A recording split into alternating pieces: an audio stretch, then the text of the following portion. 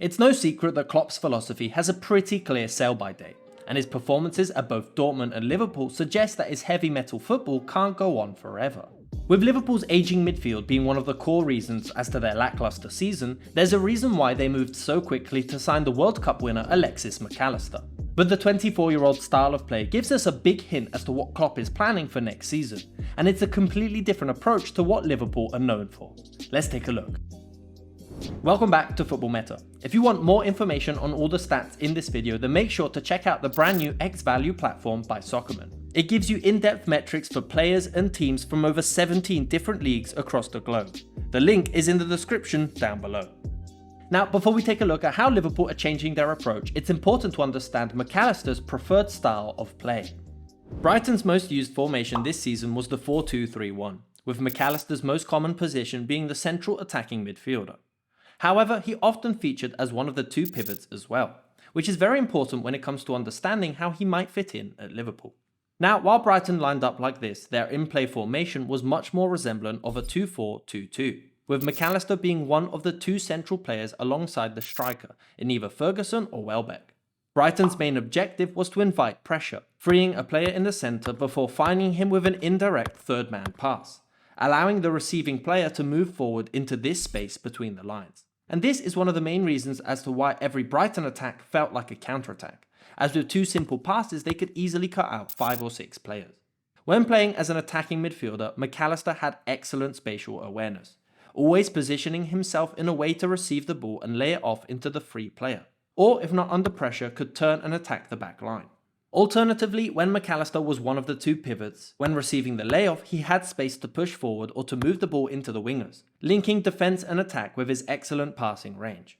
In the final third, Brighton's shape would initially shift into a 3-2-5, but Mac Allister's positioning meant he would often drop off the defensive line to receive the ball, mostly in the inside left position, allowing the left back to push up on the flank, transforming the front five and outnumbering the back line. From here, he had excellent passing range, looking for through balls into Matoma or Ferguson, and his positioning meant he could offer constant support to the winger and fullback, creating triangles out wide and often attacking the half space, before looking for cutbacks into the striker. But the majority of his offensive play would end up in either efforts from the edge of the box, ranking high in Europe for XG created from dribbles, or more commonly arriving late in the box to finish off the attacking move, finishing the season with an XG of 10.2, in the top 2% of players in Europe and top 1% across midfielders. Mac Allister has proven to be a very adaptable midfielder, but can he adapt to Jurgen Klopp's system? While he may seem slightly out of position in a 4-3-3, the reality is that Liverpool are looking to move away from this formation for good, and it was actually their shift away from this formation that led to their late resurgence in the league. While on paper Liverpool consistently lined up as a 4-3-3, their performances throughout the season forced Klopp to rethink his tactics.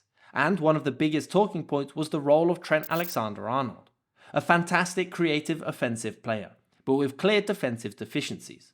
This season, Liverpool's press was one of their biggest issues, and while in previous years they were able to regain possession high up the pitch with an aggressive midfield, this season they would consistently get caught in behind, conceding the most XG from counters than any other team in the league.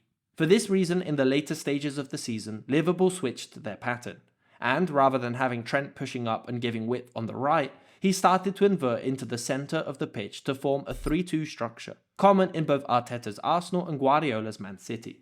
This allows Trent to use his excellent passing range to pick out the forward runs of the wingers, while also allowing the other two box-to-box midfielders to pick up a position further up the pitch between the lines, and simultaneously gives the team more defensive cover.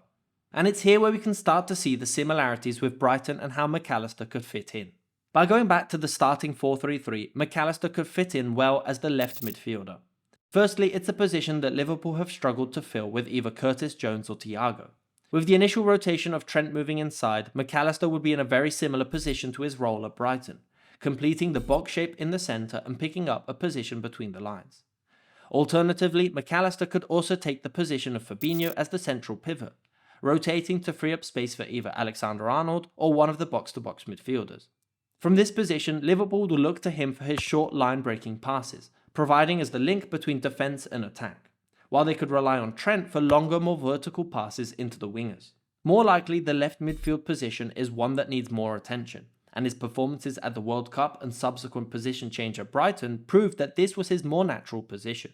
However, there is one significant difference between Liverpool and Brighton's structure, and it's one that could benefit Mac Allister quite nicely.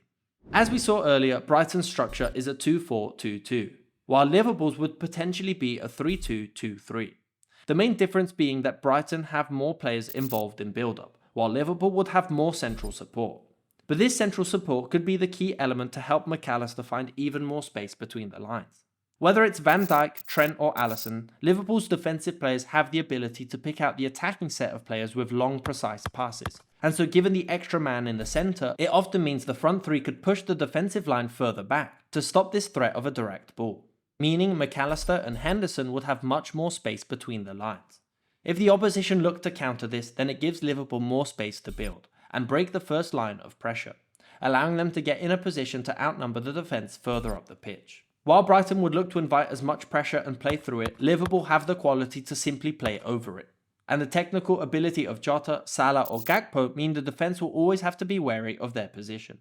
In the final third, Liverpool's new system saw Henderson, Salah and Trent often rotating their positions and disrupting the defensive shape, constantly alternating which players were in support, out wide or in the half space. With Mac Allister, a very similar pattern could emerge on the left flank, allowing Robertson to push up out wide, or to be in support while Jota moves into the half space.